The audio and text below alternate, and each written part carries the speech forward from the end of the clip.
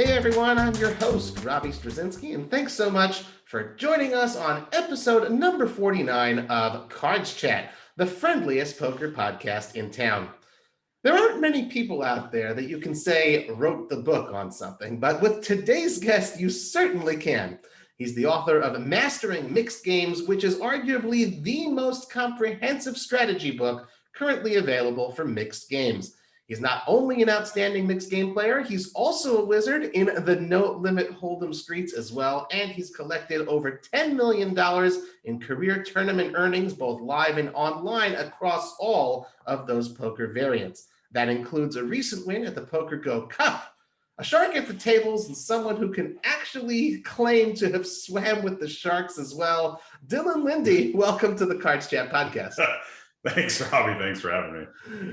Good to see you. Good to meet you for the first time. I've been looking forward to this one. I'm certainly a mixed games enthusiast, and I've heard a lot of great things about you. So I'm really looking forward to this conversation. Likewise, man. I hope they weren't all lies, but we'll see. Okay.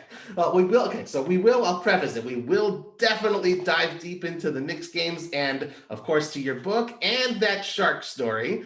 But I do want to start with your most recent results, because man, this summer's been amazing to you. You've really been, just crushing it, for lack of a better word. Over $420,000 in cash since April. So I'm going to improperly paraphrase Hulk Hogan here. Have you just been saying your prayers and eating your vitamins, or just training? I think it's just been mostly training. Like the unfortunate/fortunate thing about COVID is we all had to stay home, and the only thing to do was to play tough games online and do a bunch of studying. So I think it really was good prep work to play some of these tougher, like high buy-in fields that came out, here in the last couple of months. I really didn't start playing live poker again until late April, and until then I was just kind of in the grinding house of playing the tough online high stakes no limit games. Right. So was it sort of a little bit of a relief to get back to the live film? Oh, absolutely. Yeah. I think buy-ins are higher, so stress is a little bit higher from that. But as far as like the general skill level, when you're not playing against the pool of like the entire world and like the absolute best, high stakes crushers from all over, it's certainly a lot easier. Even though there's fantastic players, obviously, in the Poker Go high rollers and stuff, you're not literally everyone at your table is not someone who is just fantastic. Right.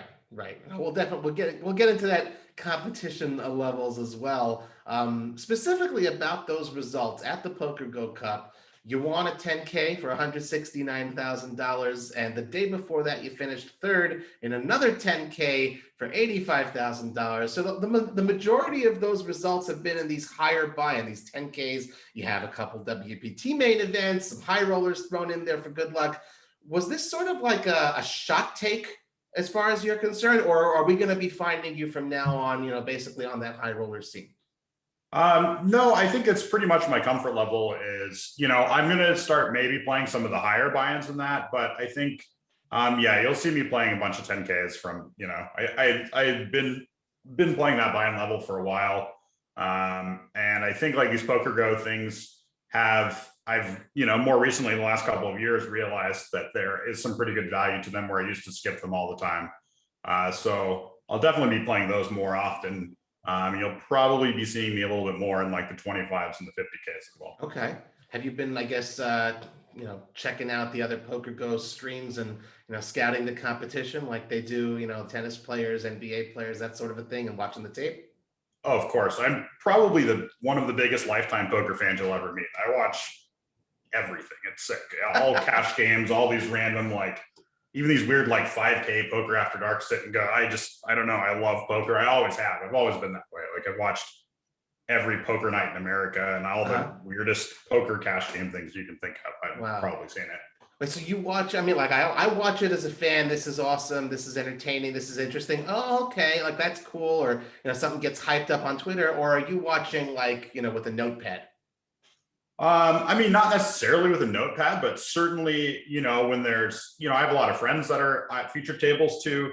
So I like to see how my friends play, and I'm lucky enough to have a bunch of my friends be, better players than I am, like, top charts, no limit players. But also, yeah, I mean, there's a lot of scouting involved too. It's like, oh, I think this player is at this level. And then it's like, oh man, this player who I think is a lot better than me, I just saw them make like 3 mistakes. It also kind of makes you feel better too, to be like, oh, Right. they're human as well. Right. Right. Great. Interesting. Always interesting to find out, because there's so many aspects to study. Obviously, the solver work and, examining your own play, but that's a unique angle for the high rollers because so many of them are televised, broadcast, streamed. Not like the mid-major folks, and recreational folks can't always do that against every, Tom, Dick, and Harry who can approach your table. Yeah, it makes it a lot different. Like going from, because I play such a varied level of buy-ins, like people were laughing at me because I played the Orleans $600 tournament right after I won that. That's our next question. Just, it's definitely a different game in some ways. It's like you play players who I've played, hundreds of hours with, to playing a table of completely random players who may or may not play that much poker. It's a lot of fun. It's a difficult adjustment, but I that's why I like it.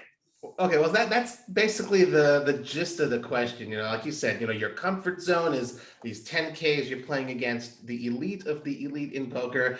And look, I have a special place in my heart for the Orleans. I really do, and I'm sure a lot of our people who are listening, tuning in, love the Orleans. Great place to play. I mean, what's it like though to make that sort of an adjustment, because the competition is certainly different in a $600 event? Yeah, you just kind of have to not, I have to play more exploitatively. Like I'm so used to, I'm more of like a solver based player. Mm-hmm. Like the studying and stuff I do away from the table.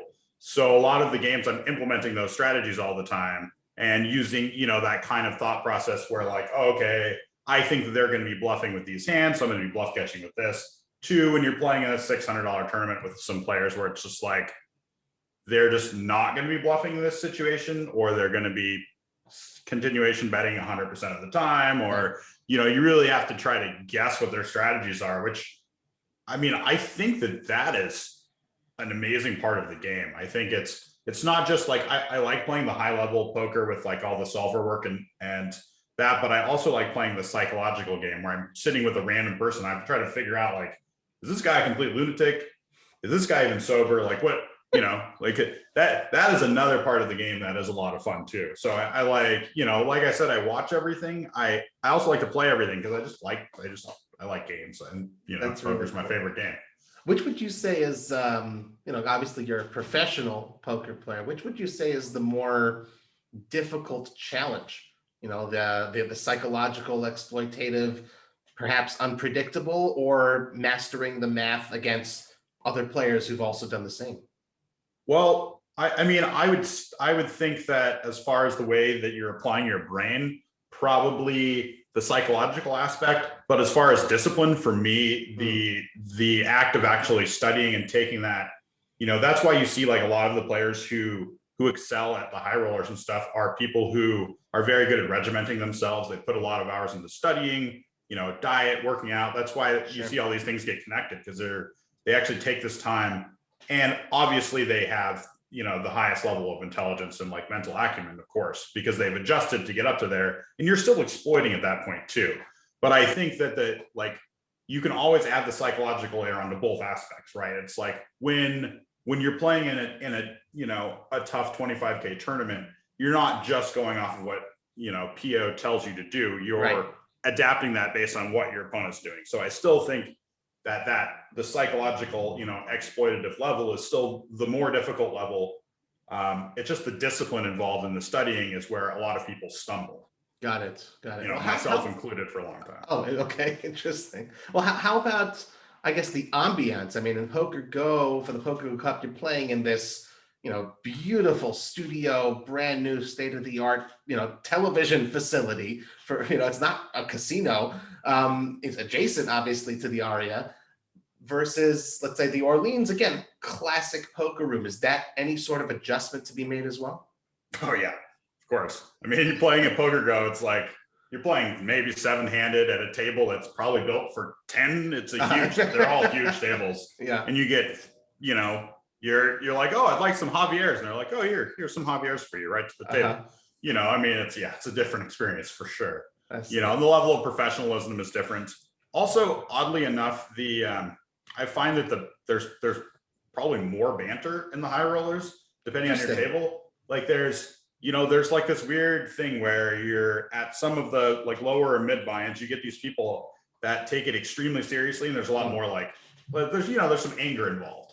And I don't feel like you get that as much in the high rollers, and people are just kind of joking around. And, you know, I mean, you get some tables that are just awful, of course, in the high rollers too. But, you know, you get, because it's people that have known each other for so long, there's just a lot of back and forth. It's definitely a different environment. They're both very fun, but extremely different. Right. And I take it that no one from the poker room staff at the Orleans has ever said, here's your 2 scoops of Baskin Robbins. Nothing like that. No, I wish. I wish, man. Well, that's the hidden gem. I love having that Baskin Robbins across from the Orleans poker room. Nothing like it. Oh yeah. I came home with I went over there to go get a milkshake, and then I came home with an ice cream pizza, which I didn't even know. I just saw it there and I was like, well, guess that's coming home with me. That's awesome. I love it. Well, Dylan, your biggest live tournament cash, it came in 2018 when you won the WPT 5 Diamond 10K main event for $1.63 million. So a lot of people look at like the big numbers, the biggest scores as the highlights of their career. I'm wondering, was it that for you, or was it perhaps something more qualitative and, you know, maybe a little earlier in your career? Not trying to lead in, just wondering what it was for you that really sticks out. So, I mean, it's difficult to say that. I mean, it's close, because I feel like the first, like for me, that was definitely the biggest moment, because it just changed a lot of things for me financially. But for me, the biggest like confidence booster was when even though it was also the biggest emotional letdown I've ever had, was when I final tabled PCA. Because I had been grinding high stakes online and live for a very long time without any big chance at a significant result. I just had a bunch of like 20ths and 30ths and 18ths, and, you know, so that moment felt different. You know, I think I felt more of a like, oh my God, this is happening sort of thing. Whereas like 5 Diamond felt sort of surreal. I was in for 5 bullets. I was feeling pretty bad when I was in for 5 bullets. You know, I needed like 27th place to break even out of like, you know, 1,100 players in a 10K. So I was like, oh, this is looking grim. And then by the time like it played out, the night before the final table, we played until 4 a.m. So it was just long, and the final table started. It all just like, I don't know. I was just in the place where it wasn't until it was over. Like even when we were all in the last hand in that tournament, it was like, okay, probably going to lose the heads up right here. And we're going to be back to like, you know, I'll be back to grinding heads up. That's the way I feel every time I'm heads up. It's like the final hand when we're all in, I always feel like it's like, okay, I'm probably going to lose this hand, and then we'll go back to grinding heads up. Like it's weird. The same thing happened in this poker go thing. I'm like, I think Sam had like ace 3 or ace 5, and I had ace 10. I'm like, oh, he's probably going to hit the thing, and then we'll grind this out again and try again. That's a very fascinating response, because I mean, you literally clued me in. You're like, I was in 5 bullets and I had to hit 27th place to have a profit there. So at some point you were in for 4 bullets and wondering, should I put this 5th bullet in? And you decided yes, because you believed in yourself enough that I will get, you know, it's still worthwhile. It's a plus EV move. I will cash for 27th or better. How does that, I mean, it seems to contrast a little bit with what you said. Well, there was a little bit of a push where I texted my friend Elio Fox and I said, do you think I should re-enter again? And he said, are you an idiot? And it's like, wow, okay, I guess that's a yes. Interesting. He's a former WSOP Europe main event winner, right? Yes. Yeah. Yes. Big nosebleed, you know, high stakes destroyer. Wow. Okay. So that's all the confidence boost you needed there, and then, you know, just went uphill.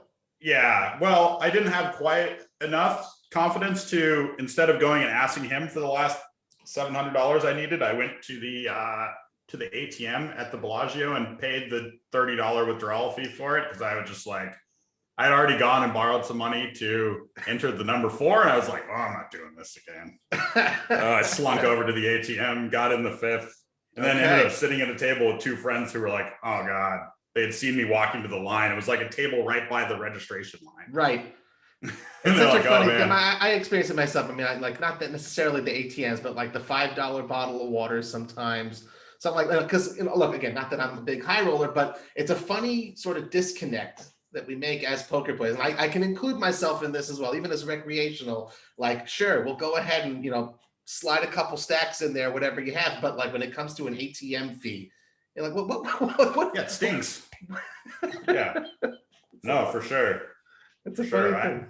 I have a friend that will he'll pay a few $1,000s for tickets to a sporting event, but then he will argue on the phone with someone over a $20 fee on his phone bill, for like 2 hours.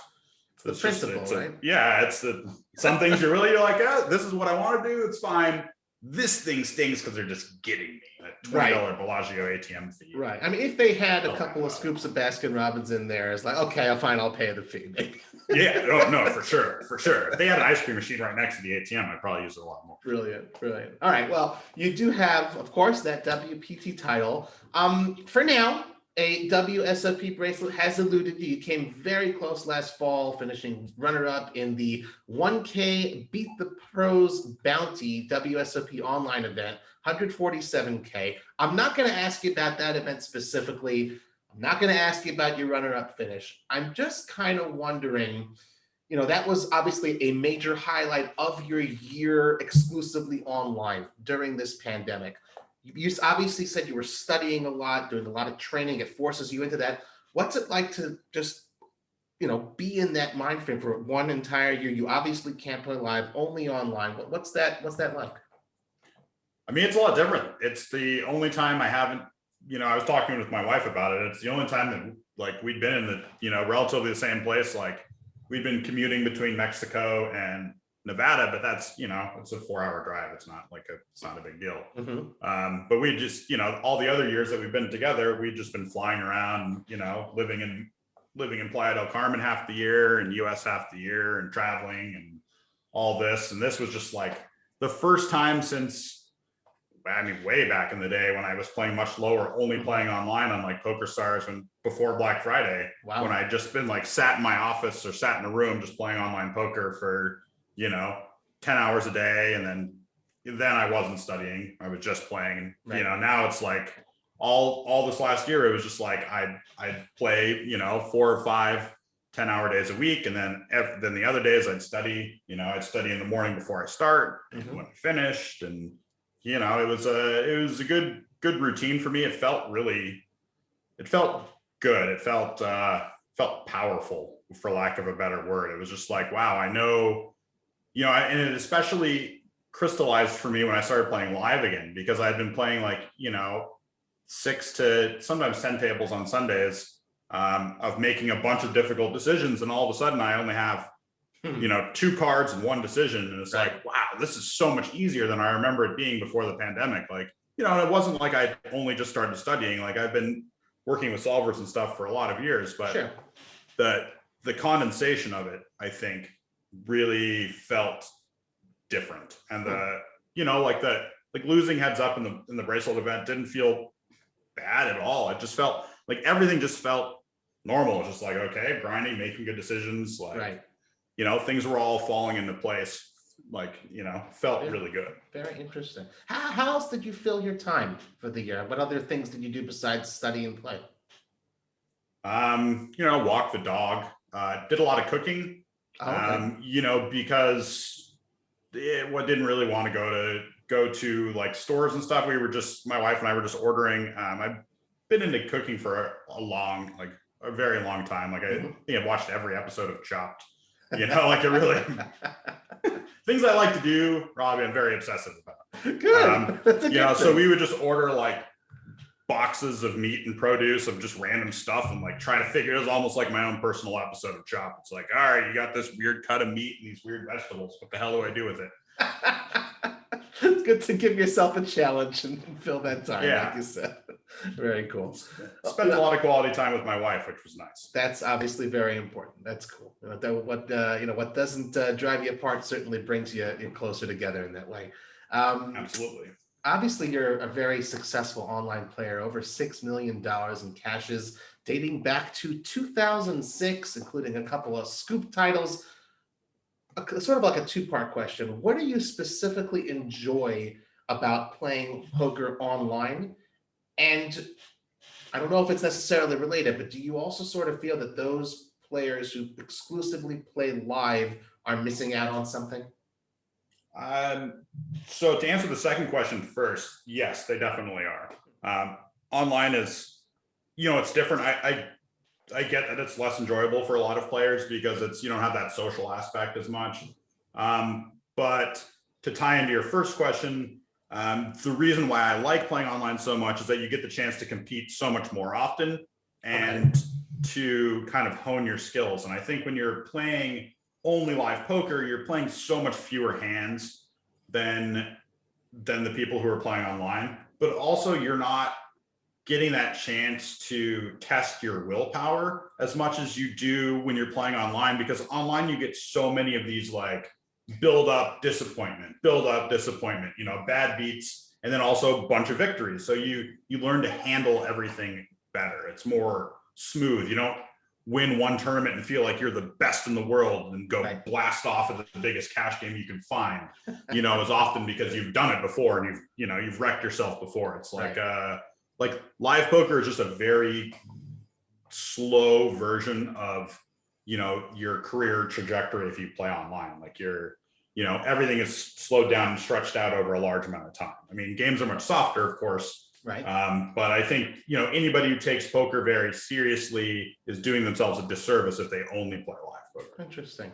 That's fine. Like it's a question I ask, not just, it sounds like an interesting question to ask, but it's more of, I know myself, to be very frank, last time I played online poker was a very long time ago. I mean, I can't do that from here in Israel, and a lot of folks can't do it necessarily from different places in the United States. But it's interesting beyond those same arguments, the one table at a time thing. But to understand from a professional standpoint what it is that you gain, it seems like it really makes you a more complete and well-rounded player in a way.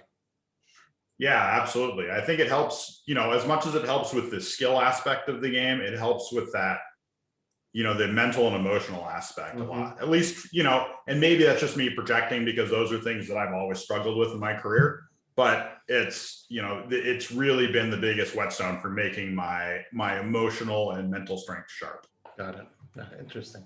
Well, our team of researchers, we found that you're originally from Idaho. And we were surprised to see that you're actually number 2 on the Idaho all-time money list behind Kevin McPhee. And then it's just like this, huge drop. No one's even close to you guys. So yes. Do you know him? And is there any sort of rivalry between the two of you for who's going to be Idaho's number 1? I mean, no real rivalry. We're best friends. We learned how to play poker together. No kidding. Okay. And we started in gaming together, actually. We met in college. Even though it's funny, we're from the same hometown of like 40,000 people and the exact same age. He's like 2 months older than I am. No kidding. Wow. Yeah, he's old, man. So, yeah, but we didn't meet until college, and we started playing Magic the Gathering together. We met through my roommate at the time, and we both just kind of transitioned into poker. And so we both took the leap into playing professional poker together. We actually used to have close to the same online screen name on PokerStars. We were I'm a Luxac and I'm a Luxac, which one with a K and one without. And it was just a weird happenstance where I don't know if you remember, but there was a time when party poker ceased to exist. Yes, sure. In the US, right? Like 2006, yeah. Yeah, exactly. It was like the pre-Black Friday. What was it, the UIGEA? Yeah. When it first passed, they like panicked and left. And then so my name was I'm a Luxac on there, and his was I'm a Mark, and we had been grinding a bunch of limit. We played limit hold'em at that point in time, and it was like over summer vacation, and we weren't like, for whatever reason, we hadn't communicated for a couple weeks in the summer vacation, and so he had made a name on PokerStars. He liked my name better, so he made it, but he put a K in there, Mine had no K because there was a 9-character limit on Party Poker at the time. So I made the same name, and then like the next week we were both at the same table together, and I was like, Kevin, what the, and it said that back then it said your city too. So people thought that we were French. Oh my God, that's and we ages were ago. cheating. Wow, right. Like I remember going to PCA one year and sitting with one of the ladies who works it was in like an 1100 horse event. She works for Stars Security, and she was telling me, she's like, I was saying something about, I'm like, oh, there's probably not very many players from Idaho. She's like, I bet I know you and everything about you, more or less, I was like, well, that's weird. She's like, yeah, you're one of the I'm Luxex, and we have a form letter about your guys' names because people would complain that they thought that like one moron had the exact same name from the same city and was cheating.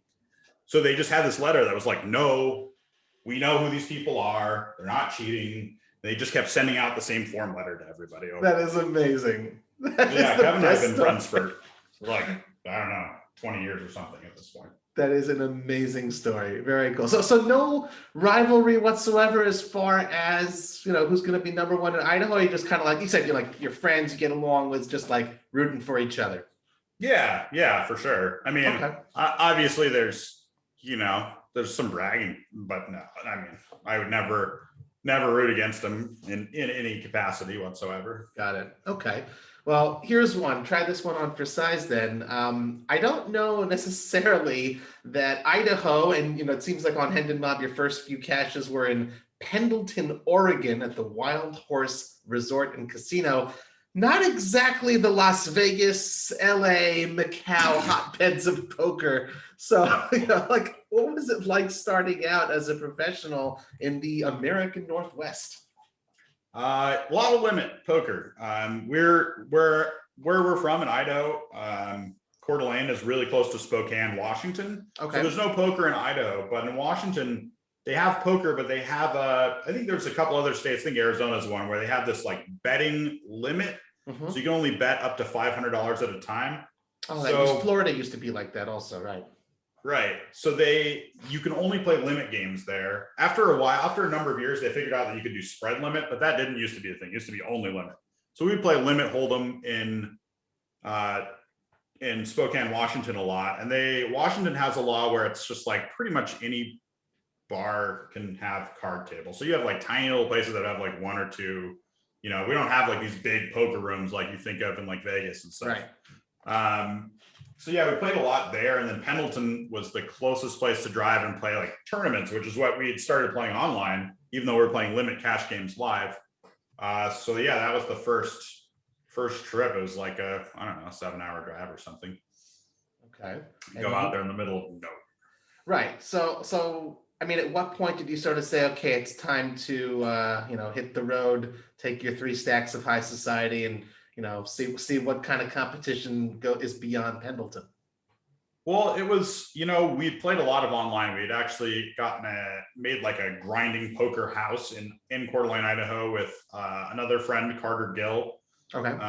Who famous from the Aces versus Aces. No, the Ace Queen. The disappointed poker player meme thing from the World Series is like that's the one. Yeah. So we had like a grinding house from that, and then when our lease went up there, Kevin and I went on a big road trip down through LA. We just wanted to visit a bunch of just random poker rooms. Okay. Oddly enough, I wish I had it here. I went to the bike recently, and they reprinted my player's card, and it still has a picture from 2006 on it, which should tell you 2006 me looks a lot different. The hair was here. A lot more, yeah, but they still use that same photo on your player's card, which is a trip. Very nice. It was just kind of a thing where we'd had a lot of online success, so it was like, let's try to make it to Vegas, play the World Series.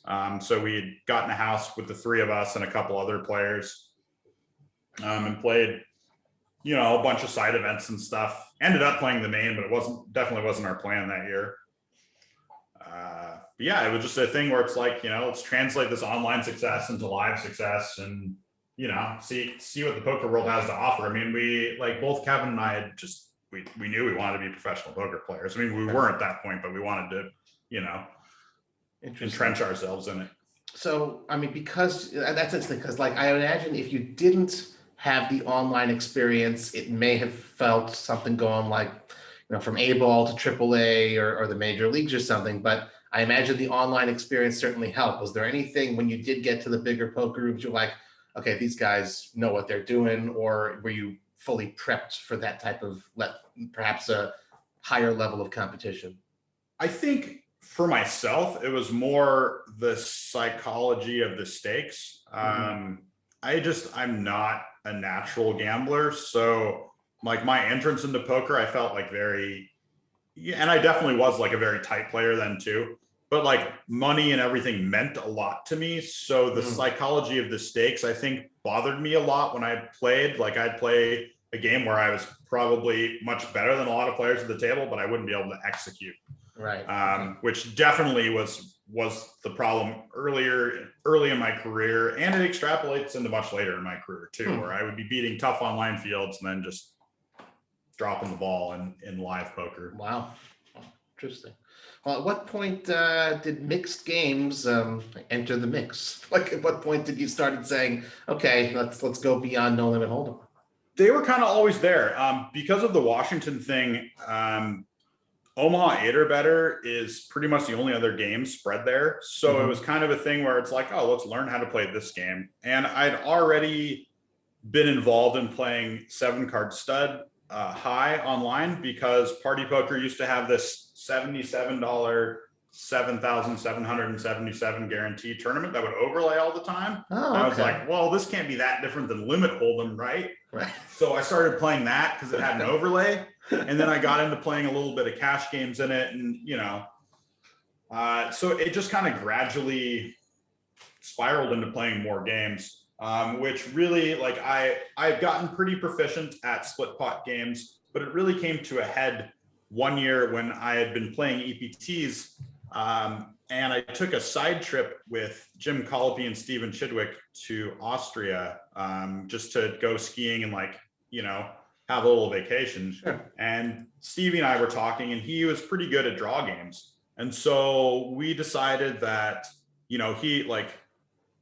he would teach me how to play draw, and I would teach him how to play split pot. And so then we started working together a lot on mixed. Nice. And, tournaments are a good way to learn how to play mixed games because you get to play a ton of hands for a set price. Right. So then I just started playing every game, every tournament.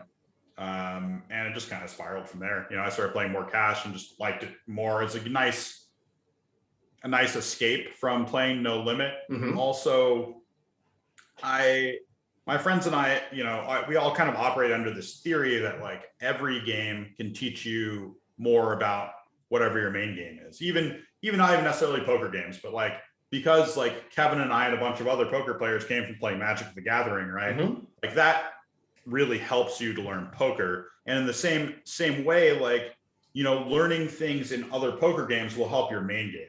Learning certain concepts from PLO will help your No Limit game. Sure. Learning all these various split pot concepts help you with all of your other split pot games. So I just always operated under that. I can take a break from playing No Limit, but I can still be playing poker, and it'll still help my No Limit game when I come back to it. Right. Excellent. Do you have, as you're learning these games one at a time, obviously so many different variants, is there one in particular that caught your fancy? It's this remains your favorite today, or perhaps a category of games, like you enjoy stud games more than flop games or something like that? I think I have two top loves in mixed games. I think Omaha 8 is just near and dear to my heart because I have so many good memories of it early in my career. Uh-huh. I also think it's a game that people misplay very heavily. And it's very dynamic in the way that you play it in tournaments versus the way that you play it in cash games. It has two very, different styles. But I also love Deuce to 7 triple draw because I think that it's a very mathematical game, but it's also one of the few limit games where there's a huge amount of bluffing that can be done for just one bet. So it's the game I like to teach my No Limit friends because I just have a lot of love for it. It's a very it's very limited information game, so you can be very creative. I think it's a lot of fun. Cool. Well, I certainly agree with you there. That's near and dear to my heart. Do 7 triple draw. I mean, you mentioned obviously for those sort of learning the games, tournaments have that huge benefit. Like you said, set price, get to play lots of hands. You've played lots of hands. So do you prefer playing cash games or tournaments as far as the mix? Depends on the game. Oddly enough, I hate deuce to 7 triple draw tournaments because they're just, maybe it's the structure or something, but it's just like there's such a ridiculous amount of variance in that game, that it's like when you get to the end stages of a tournament and there's 10 bets effective, it's just like all right, yeah, guess I'm gonna lose this hand. Like I don't know. I feel like I have less control in that. So it really depends. Like I think PL08 is an amazing tournament game, like one of the best tournament games there is, because the equities run so close. And especially when stacks are like kind of medium and short as they are in tournaments, it's all about figuring out a way to get your opponent to fold when they shouldn't. Right. And it's like most of the time when there's 30 big blinds effective in PL08, they probably shouldn't fold, or, it's like they're at least indifferent to folding or calling. So you figure out strategies to get them to fold hands where they otherwise shouldn't. It's cool. It's really fun. I do like playing like these dealer's choice tournaments and stuff in the series they're so much fun. The strategy of like picking games, I like that a lot. So I don't know. I mean, it's not a very good answer. I think in general, I enjoy playing cash more just because it's kind of that cash atmosphere of playing limit. It's like fast and furious and people are laughing and having a good time. Sure. Whereas tournaments in all forms are kind of be serious, I mean, they get to be serious at least. Right. Well, I could say the one bracelet event I ever played in, the first one I had to give it a shot, was that $1,500 dealer's choice. It was a good one to start in, and there's at least for me, it was certainly a fun vibe. And yeah, what actually, and this kind of leads in a little bit to my next question, was it shocked me. I think there were just a little over 400 and maybe 430 players, something like that. This is 2019, and I feel like I recognized half the field. It's all pros. And I was like, well, that's a little surprising. I mean, all these home games that go around across the country, I mean, people do play different variants, but you won't necessarily see them running in casinos. You don't usually see, except for the World Series of Poker or major marquee series, that they'll have mixed events. So I'm a lover of mixed games. You are, but you obviously have, ridiculous amounts of experience. What do you think it is that is, I don't know, perhaps holding back people from getting more into mixed games?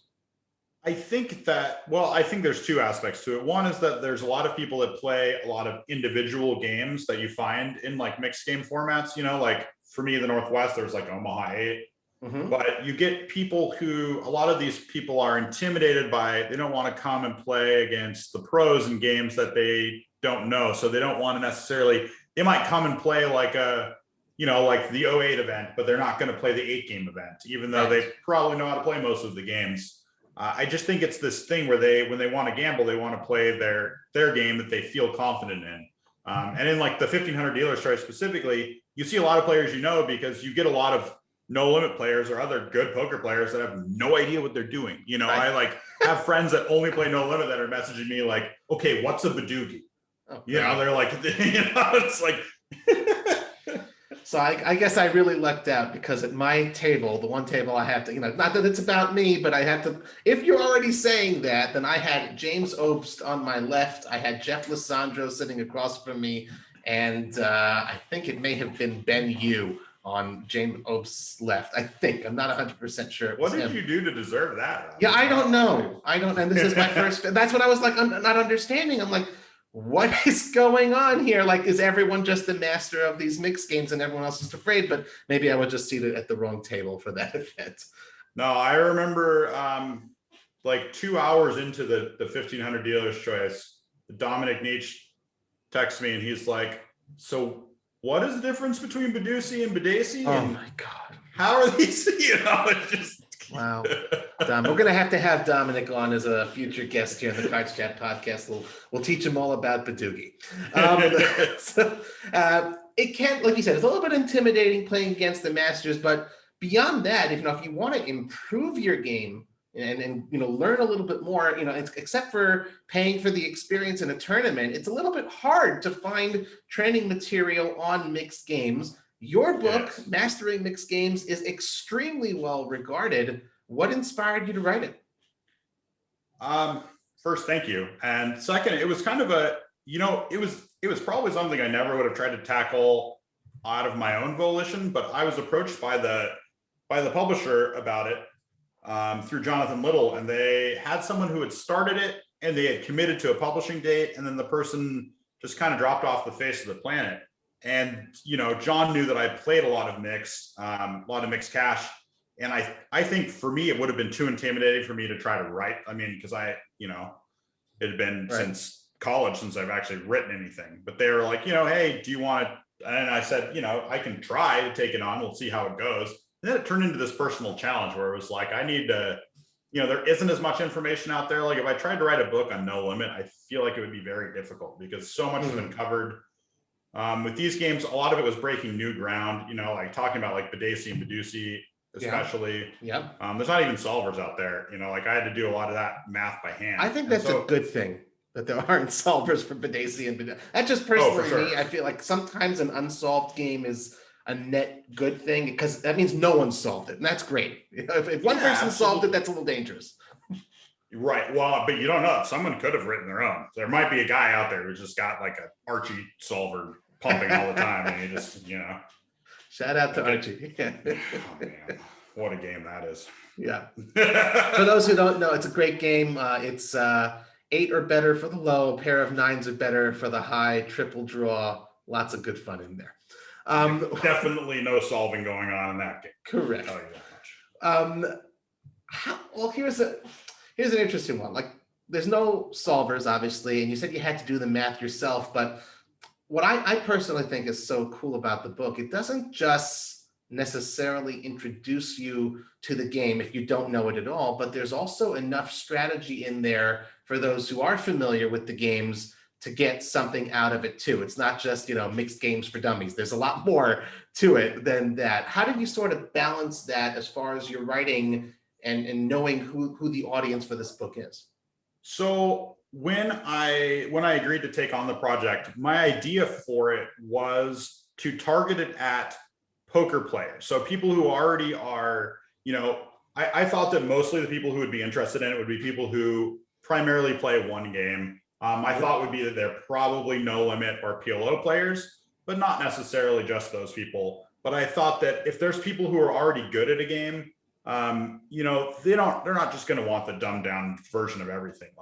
So I treated every section as like, okay, the first, few paragraphs introduction are going to be like you said, like mixed game for dummies, but then let's just dive right into the meat of it and leave it easy to digest after I've, quickly broken down like, oh, these are good hands. These are, I didn't want to make assumptions that people are extremely high level right off the bat, but I also just kind of want to give people credit for being able to learn quickly. And, if you don't get a concept, just go back. So I really wanted to target it to those players who felt confident in, poker in general, that they have a grasp of the concepts of poker. And now let's teach you how to, like I said earlier, my beliefs on like applying different theories from games into new games. I wanted to write this book from that perspective where it's like, okay, you're decent at a game. Now let's show you how to apply those same concepts to new games. Right. Okay.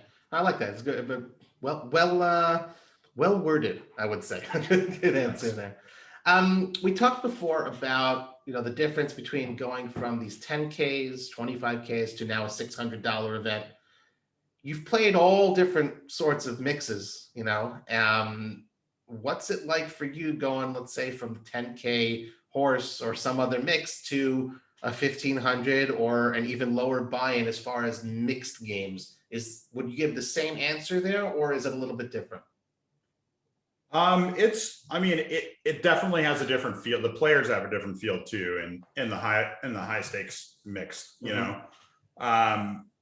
it's especially because most of it is done at the World Series. So there is a different level of gravitas towards it too. Like people are taking things, even in like the difference between like the 10K horse and a 10K at Poker Go, excuse me, is a much different psychological feel. Like people want the bracelet so badly and the prestige of winning in that. And for a lot of these guys that play only mixed games, they only get this chance to shine a couple times a year. Whereas like all the guys that we play, like the Poker Go stuff and all these, like we have a ton of events every year. So it's like, obviously you want to win, but you don't only have that one stage. And I feel that way too with the mixed game tournaments at the World Series, where it's like, you know, my focus level is, you know, it's always there, but it's like, man, this is my one, you know, like you feel a little bit more let down when you lose like the 10K dealer's choice than when I lose just a regular, like a 10K no limit. It's like, I don't get to do this again for a year. And even in like the 1500s and stuff, it has that same aspect of fun, but I think also because I don't get to play as much mixed, my level of focus and thinking is more congruent between the two. Also, because it's more like when you're playing the lower stakes mixed game stuff, you can just kind of print money playing very basic strategy for the most part. Like Confirmed. If you try, right? Like you, I can say that, yes. It's the most profitable thing to do in like the 1500-08 is to just play solid, because you got a guy who's limping the 8-7, you know, 3-6 under the gun. Like it's just, the way to beat that is to play, you know, 3-wheel cards. That's it. That's all you got to do. You know, then later in the tournament it becomes more serious, but in the beginning it's just, you know, that's what you have to deal with. So it's not, you do have to train yourself not to pay off as much, because people, you know, same thing as in low stakes no limit versus low stake or high stakes no limit. You know, when a guy min raises you for all in on the river in a $600 no limit tournament, he probably has it. In a 10K, he probably has it too, but he also could be bluffing. And you know, it's like in 08, if you bet with the second nut flush or third nut flush and you get raised, then it's probably has it. They're probably not trying some complex bluff. You know, like but they always have it. They always have it. That's it. That's it.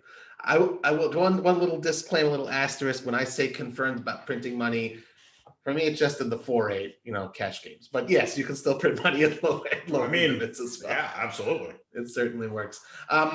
Two more questions for me before we get into the section where we get questions from our community here in Cards Chat.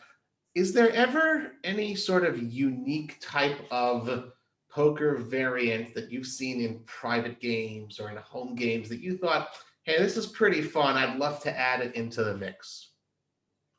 I mean, not really. I don't think I've ever come across anything new that I've played. I have heard of people playing short deck PLO, which seems pretty interesting. Okay. I haven't experienced it myself because it's basically just like Sam Soverel and a bunch of really good players playing it at Aria at extremely high stakes, and yeah, not going to learn with those guys. Thanks. Fair play. But it seems like a very interesting game to watch. But for the most part, we'd watch it. Like I like Dramaha a lot. I wish Dramaha would enter the series, but it's popular in a lot of mixed games now. And I think it's a cool game. I like it pot limit too. Okay. Yeah, it can get a little challenging. It's a little sick. Yeah, a little bit. Very cool. All right. Well, in the intro, we promised the shark story. So I thought perhaps we'd save that for the last question. We heard you tell a story, and credit to my buddy Mike. He found this on a Turkish poker podcast that you once jumped into the Atlantis Shark Tank at the PCA in the Bahamas. So let's hear the story. I did. Well, you know, as probably since I don't know many people with Shark Tank stories, but I would guess most of them involve alcohol. There was a late night, you know, doing some drinking at the Bahamas. They like to overserve you Bahama Mamas. You know, like the guys that work there, it's like after you have a couple, they start laughing and you notice that they're tasting stronger and stronger.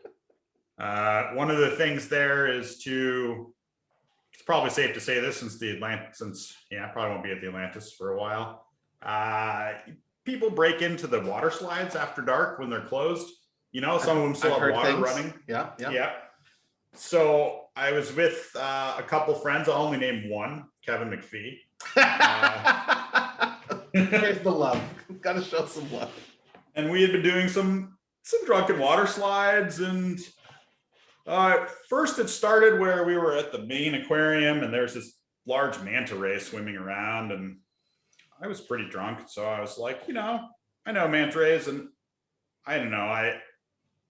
I at the time, it all seemed logical to me. Once upon a time when I first started college, I wanted to be a marine biologist. So I felt like I knew a little bit about some of the biology of these animals. I was like, oh, I'll go swim after this thing, which obviously I couldn't catch it. That was in the main tank. And then we see the shark tank. And I'm looking in the shark tank and I'm talking with the other person that's with us and Kevin. And they're like, oh, nah, we could go in there. And I'm like, oh yeah, actually we could. It's just like thresher sharks and nurse sharks and stuff. We'll be fine. We'll be fine. They're like, I don't know. I'm like, yeah, it's cool. So I just slipped in there and did a little lap.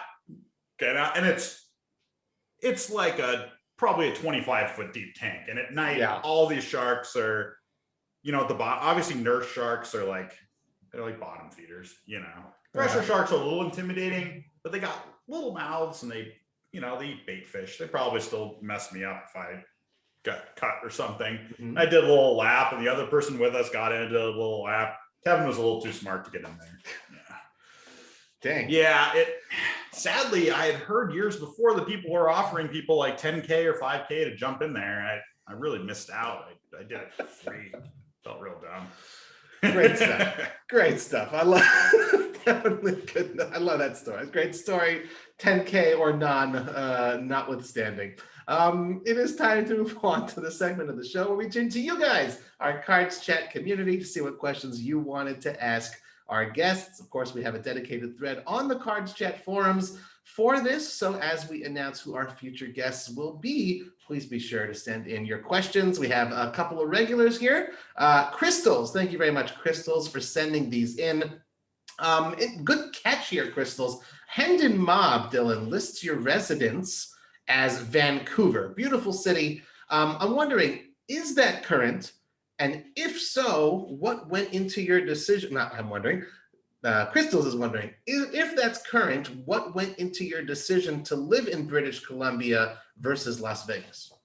So it's not, it isn't current. It's odd that it's still there. That was my location directly after Black Friday. Okay. And I moved there because it was the place that I knew the best, being from the Northwest. It was spent a lot of time in Seattle, Washington, and it's just right across the border there. Sure. Beautiful place. I had friends in Coquitlam, which is like a suburb of Vancouver. So I just thought I would go up there and, that would be where I would stay after Black Friday, which happened, but not for very long. Had a weird incident, very strange incident happen where driving up after Black Friday, I get a phone call from the person I had rented. I had spent a couple weeks going back and forth, finding a place to rent. I got my car full of my stuff. I get a phone call. It's like a 5-hour drive from my hometown to there. About 3 hours in, I get a call from my landlord. And he's like, hey, the upper floor to the condo complex burnt down. So we're not gonna be able to rent to you because it's not safe for anyone to live in the lower, and mine was in the lower. It was like, okay. And I was panicked because all my money was locked up on full tilt at the time. But my buddy, Jim Colopy, was going up there anyway, and he had gotten a vacation rental. So he's like, hey, why don't you stay with me? So I drive to the border. I get to the border, my car's full of all my stuff, my set of chef's knives, my everything. They're like, well, how long are you gonna be in Canada for? I'm like, a month. They're like, a month. Okay, pull over. And they search my car and they find my lease for 6 months for my place. And so then they're like, oh, you're lying to us. You're trying to come in here illegally, because there'd been a big influx of poker players across the border, all across the US. Okay.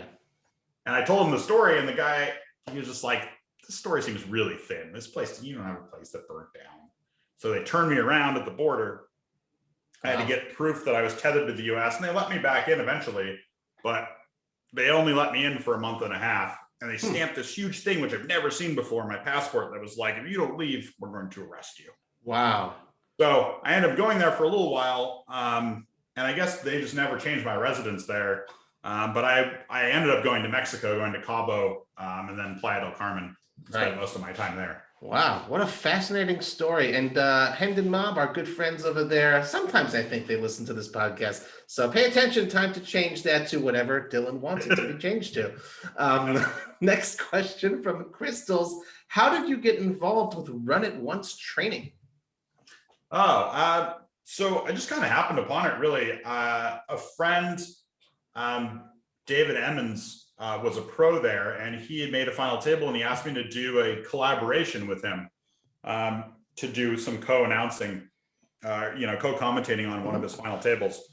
So I did, and then after I did so, Phil hit me up about asking me if I wanted to work for them in my own capacity. And it was a real big jumpstart for my career for me, because it was like all of a sudden, instead of just like thinking about my game on my own, I had the pressure of talking about it and other people judging me, and me having to teach them and say like, this is why I'm doing it, and then have solid reasons, because if you don't, they'll eviscerate you in the comments. So and it really made me a much stronger player, because it's like I have this community, like, obviously I'm not the only person there making content, but the people watching my videos are counting on it to be at least accurate to the best of my ability. So it put a lot of positive pressure on me to, improve, create good content. Right. And I've always been a person that learns through education. So I found it to be still find it to be a very good and rewarding experience. And I was lucky enough to just, immediately have the guys there approach me about it and say like, hey, would you like to work for us? And then we've just been, I've been an employee there ever since. Awesome. That's really great story. And obviously that's, one area where you certainly cannot run a bluff is trying to train people. You got to know what you're talking about. Yeah. There's been a few, there's been a few instructors that have been savaged on it. I see. Okay. Shots Glad fired, but okay. You didn't answer me. It was the comments that did it. It wasn't me. Got it. Okay. Well, last question from Crystals before we move on to our next community member. Dylan, given your success in 2021, how confident are you that this is the year you win a WSOP bracelet? Well, I think I have a very good chance. I feel fairly confident. Again, it's like I'll have a better chance than most years because there's a lot more high rollers, so smaller fields. But the problem with the World Series is that they're just huge. They're very difficult to win. There's a few events, a few of these like high stakes, mixed game events where you have a pretty good shot at it, but also you're against the toughest competition. So bracelets are just really difficult to win these days. No limit events are massive. Yep. Unless you're playing like 25K plus. So, I think I have a better shot this year than in any previous year, but, at the same time, like I'm still probably in it, probably only going to happen 1 in 10 times, who knows, something. We'll see. Well, I wish you the best luck at the upcoming series. That's for sure. Thanks. Acid Burn FX. Thank you very much for sending in. These always has some very creative questions. Here's one for you, Dylan. What is the most recent dream you remember having? Told you, creative questions. This is a real funny one. Have a good friend who he's a very, very good high stakes gambler. The only bet that he's ever not paid was one with his wife, where they bet on something. And he's a 35-year-old man that doesn't know how to drive. So he lost a bet to her where he was supposed to get a driver's license. And it's 4 years later, and he still hasn't gotten it. So the only person who's reneged on it is his wife. So I had this weird dream where, and I'm into cryptocurrency a bit too. So it was him and his wife were practicing driving, and they were staying with us recently, which is why it came up. In the parking lot for, I'm not sure if you're familiar with FTX, which is like a large crypto trading firm, but they've recently like bought an arena in Miami and a bunch of things. So I had this dream that they had this huge complex and building. My friends were driving around in it. His wife was teaching him how to drive in it. And all the people who worked there thought that day after day, it was like this woman training her like 15-year-old kid. So they pulled money together to buy him this car, and out pops this 35-year-old multimillionaire. And they're like, oh, what the? And then I woke up. Weird dream. Really like I said, some interesting questions, very creative questions, certainly bring some great stories. I like that one. Very good stuff. Next one from Acid Burn FX. If you could choose any job to be replaced by robots, what job would you make obsolete? That's tough. Probably have to think of a job that no one likes. I don't know if anyone likes being a garbage man. Maybe they do. I don't know. That's a tough one. I wouldn't want to like put some out of doing something that they like to do. I'm sure there's some sort of bureaucratic job that would easily be replaced, that, you know, someone who likes it could find something else to do, but I don't have a good specific answer for that one. That's totally because fair. I like your approach, though. You're things. thinking of the people who may enjoy those jobs first. I like that. Yeah, people like to do weird stuff. I like to do weird stuff. So I know other people, you know, lots of people love being an accountant. And for me, that's the thing I hate the most about poker. But, right. You know, I have friends who are accountants they love it. So I can't, gotta be careful. Got it. Our final question comes from Debbie. Thank you very much, Debbie, our great moderator. We love everyone at CardsChat loves and knows Debbie. Thank you very much for sending this one in. It's a very personal question to you, Dylan. She says as follows: I played in a Venetian deep stack event with you in November 2019.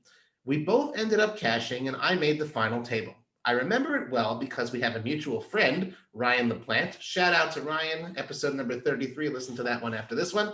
And Debbie says she texted him that she was at the table with you. Ryan said you were one of the best poker players in the world. I could have been intimidated, but you were so friendly and talkative. Here's the question: is that normal for you when you play? Yeah, actually, you know, it's funny, when you hit me up about this, I specifically thought of Debbie. Because Really? she was the one who had kind of brought CardsChat into my, you know, like it was the first time I remember like really thinking about CardsChat and the CardsChat community, because she specifically brought it up to me. Awesome. But yes, yeah, I mean, I think that you don't need to sit and be serious and be angry with people, or whatever some people want their persona to be at the table. I always have fun when I'm playing, and even though I am guilty of, you know, a vicious stare down, but that doesn't mean that I'm not going to talk and joke with you immediately afterwards. They're two different things. You know, one is trying to take in information and not give away information at the same time, and right. The other is just being two humans sitting and spending time together. Like, why not have fun? Right. You know, like, you're meeting people, you're learning about them. Like, we're all playing a game that we love. Like, what would be the point otherwise? I think. Love it. Great answer. And her follow-up, just the sort of the second part of it, and she says a lot of pros are quiet and they don't engage much at the table. If I remember correctly, you were about to get married, so a very belated congratulations. At least you got to spend a lot of time with your new wife in your first year of marriage. I have not gotten to play poker since then. How long was it before you got to play again? I'm assuming she's talking about playing live poker, and it wasn't until this April. And okay. Thank you. Yes, we did get married. Congratulations. Good stuff. Thank you. Yeah, in November, right before the pandemic happened. Yeah, it wasn't until April, after I received my vaccine.